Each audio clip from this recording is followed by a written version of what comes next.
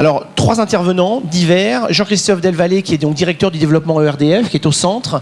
ERDF, alors petite PME locale, qui est un des plus grands acheteurs de matériel en France, qui fait des investissements très très lourds tous les ans.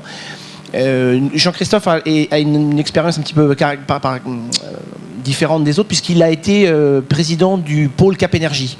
Donc il connaît bien les entreprises innovantes, il connaît bien ce monde-là, et donc il va nous faire part du challenge, de la difficulté pour un grand groupe comme ERDF de travailler avec des entreprises. Et son témoignage va être très intéressant, puisqu'il va vous parler vraiment de la complexité. Jean-Yves a touché à parler de ça tout à l'heure, mais voilà, vous êtes un grand groupe, vous avez besoin de travailler avec des entreprises qui ont pignon sur rue, qui ont 3 bilans, qui vont être là demain, après-demain pour faire la maintenance des produits qu'ils vont vous vendre. Ensuite, Luc Tourner, qui est donc président de Tourner. Je pense que tout le monde le connaît, c'est une figure emblématique du département, qui est aussi élu à la CCI, si je me souviens bien. Voilà. Donc l'entreprise Tourner est une entreprise grassoise qui fabrique des équipements pour la parfumerie, pour l'industrie de la parfumerie, et aussi des emballages pour l'ensemble des industries. Et là, Luc va aussi nous parler de relations qu'il a pu avoir avec des PME de la région, des TPE. Son industrie a besoin d'innovation. Et il est difficile, quand on a une entreprise de cette taille-là, de générer l'innovation en interne. Et donc, on a besoin d'avoir des innovations qui viennent de l'extérieur. Et je sais que Luc est très à l'écoute de tout type d'innovation. Et on parlera d'innovation aussi d'usage, probablement, puisqu'il n'y a pas que les innovations technologiques. Et ensuite, nous avons Patrick Zucchetta, qui est donc la société Doremi, une de nos startups, une de nos PME, j'allais dire un peu discrète, puisqu'elle fait la majorité de son chiffre d'affaires à l'étranger. C'est un des leaders mondiaux des cinémas numériques. Quand vous êtes dans une salle de cinéma, vous pensez encore qu'il y a quelqu'un, c'est Cinéma Paradiso, il y a Philippe Noiret qui est derrière en train de passer des bobines, et que si jamais ces bobines prennent feu, on va avoir le feu dans le cinéma. Alors plus du tout, aujourd'hui c'est des ordinateurs, des disques durs et des téléchargements légaux qui sont faits avec le jour J, à l'heure donnée, vous recevez le film dans votre salle de cinéma, et puis le jour où vous n'avez plus le droit de le diffuser, on vous l'enlève. Voilà, donc ce sont les systèmes qu'ont développé l'entreprise Doremi. Si vous avez l'occasion de discuter avec Patrick, après, c'est une histoire passionnante, une aventure passionnante de comment une PME française est arrivée aujourd'hui à être la star d'Hollywood et à vraiment faire sa place sur un marché qui était dominé par les Américains. Voilà, je vous remercie tous les 3 de votre présence. Je pense que je vais donner la parole tout d'abord à Jean-Christophe. Chacun s'exprimera à son tour, et puis ensuite on ouvrira les questions. Voilà, je vous remercie Jean-Christophe. Et je passe un micro. Il est mieux d'utiliser ce micro pour le son, la qualité du son, pour la retransmission dans les autres salles. Merci bien et bonjour à tous. Donc, mon nom est Jean-Christophe Delvallée, je suis le directeur du développement de ERDF pour la région Méditerranée, c'est-à-dire en gros Provence-Alpes-Côte d'Azur, Languedoc-Roussillon. Ça fait un petit peu plus de 30 ans que je travaille au sein du groupe EDF, avec un parcours essentiellement tourné vers la R&D dans mes plus jeunes années, puis l'ingénierie et surtout l'international, puisque j'ai passé plus de 15 ans cumulés hors de France. Mais mes dernières missions, j'étais le directeur Chine du groupe EDF à Pékin pendant 5 ans, et auparavant au Laos, je dirigeais un consortium international chargé de réaliser un barrage de plus de 1000 MW dans ce beau pays qu'est le Laos. ERDF, je vais vous la présenter très brièvement. Donc on est une filiale à 100% du groupe EDF, et on est l'entreprise en monopole de service public chargée de la distribution d'électricité en France sur 95% du territoire national, puisqu'il y a quelques petites exceptions historiques qui ne touchent pas d'ailleurs que la distribution d'électricité, comme en Alsace ou quelques régies privées. Voilà.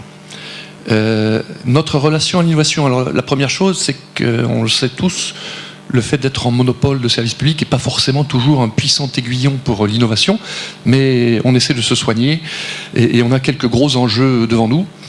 Vous le savez peut-être, la France est l'un des pays industrialisés qui a le réseau électrique le plus automatisé, en tout cas pour ce qui concerne la moyenne tension, avec des algorithmes d'autocicatrisation, tout un tas de dispositifs assez modernes, peu connus du grand public, parce qu'en général, ce que connaît le grand public, ce sont les coupures, c'est pas les choses plus sophistiquées derrière. Par contre, aucun pays au monde n'a encore franchi le même niveau d'automatisation sur les réseaux basse tension, parce que dans l'état actuel des technologies, ce serait très coûteux et le ratio coût-bénéfice serait très faible. Ça va changer avec l'arrivée des fameux smart grids, les réseaux intelligents.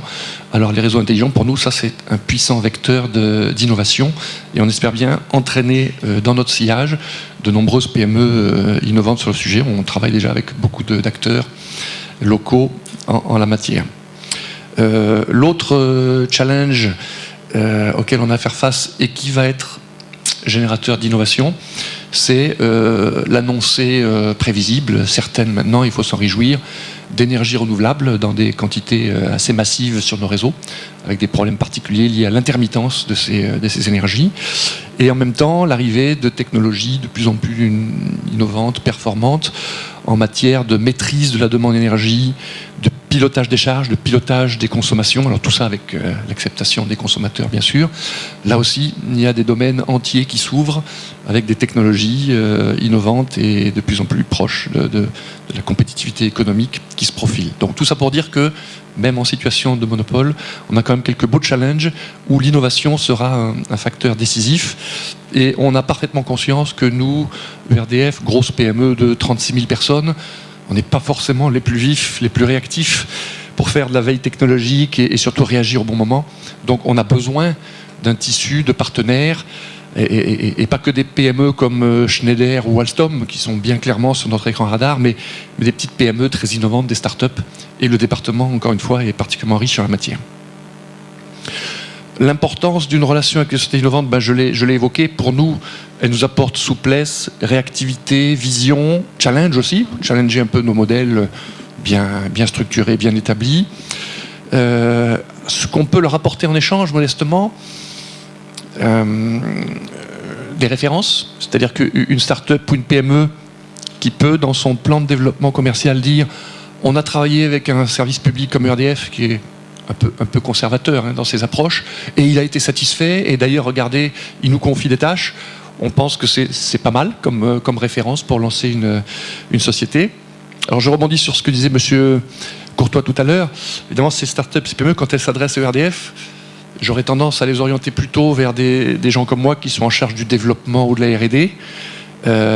Après, le challenge, c'est les services achats des grands groupes. Alors, je ne sais pas s'ils sont désespérés, mais je vous avoue que quelquefois ils sont désespérants. Bon, mais c'est normal. Un service acheteur d'un grand groupe, quel qu'il soit, lui, il raisonne, c'est zéro risque et le coût minimum. Donc évidemment, quand vous attaquez une PME en disant nous, c'est zéro risque, coût minimum, là, vous tuez la PME et la start-up dès le départ. Donc mon conseil, c'est ne vous adressez peut-être pas tout de suite au service acheteur. Là, c'est un gros challenge. Laissez-nous faire. On a un gros travail interne pour les convaincre. Nous, on ne raisonne pas en coût minimal et à zéro risque. Nous, on est bien conscient que l'innovation, par construction, ça comprend une part de risque. Mais on est là pour prendre ce risque avec vous et c'est le minimiser pour vous. Voilà le modeste conseil qu'on peut apporter. Des conseils aux autres donneurs d'ordre potentiels, là, je me garderai bien, mais je pense que les grands donneurs d'ordre, ils feront le même constat que nous sur ces sujets. Merci de votre attention.